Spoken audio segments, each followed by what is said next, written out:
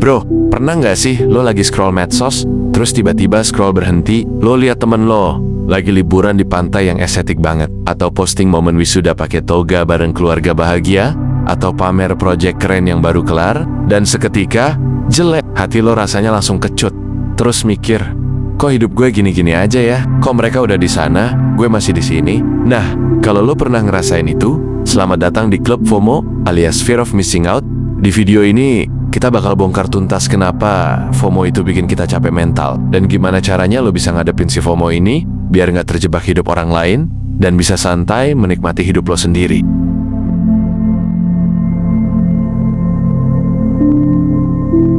Jadi, FOMO itu intinya rasa takut ketinggalan. Lo takut nggak ikutan tren, takut nggak update, takut hidup lo nggak sekeren orang lain yang ada di medsos. Dan ini wajar banget di era digital kayak sekarang. Kenapa? Karena media sosial itu literally dirancang buat bikin lo adik dan terus-terusan ngebandingin diri. Kita cuma lihat versi highlight hidup orang lain yang udah diedit, difilter, dan cuma nunjukin yang bagus-bagus saja. Sementara kita bandingin highlight mereka sama behind the scene hidup kita yang kadang berantakan. Jelas aja mental kita jadi down. Nah, biar nggak terus-terusan jadi korban FOMO, kita harus punya strategi. Strategi pertama, batasi waktu lo di medsos. Nggak usah ekstrem sampai detox medsos berhari-hari.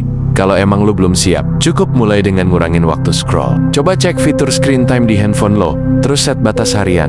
Begitu udah lewat batas, tutup aja aplikasinya. Dan yang penting, fokus ke koneksi dan momen real di dunia nyata. Ngobrol sama temen secara langsung, nikmatin hobi tanpa harus difoto buat story, atau bantu orang tanpa perlu diekspos. Kualitas interaksi offline itu jauh lebih berharga daripada jumlah likes di medsos. Oke, lanjut ke strategi kedua yang gak kalah penting. Strategi kedua, ubah mindset lo. Hidup itu gak perlu sama kayak orang lain. Setiap orang punya timeline dan perjalanannya sendiri.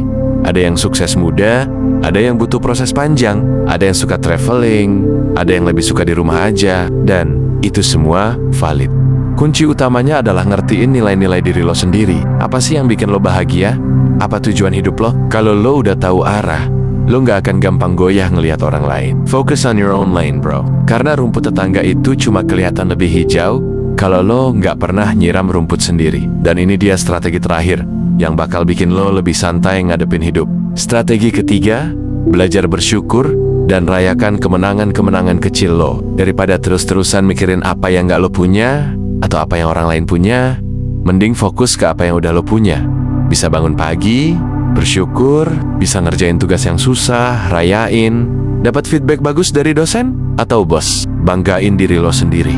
Kemenangan sekecil apapun itu penting buat ningkatin rasa percaya diri dan bikin lo sadar kalau hidup lo juga punya value. Dengan bersyukur, lo akan lebih menghargai proses dan jadi lebih positif ngelihat hidup. Jadi bro, FOMO itu nyata dan bikin capek, tapi kita nggak perlu jadi korbannya. Ingat 3 strategi ini, batasi waktu medsos dan fokus ke yang real. Ubah mindset kalau hidup nggak perlu sama, dan belajar bersyukur dan rayakan kemenangan kecil lo.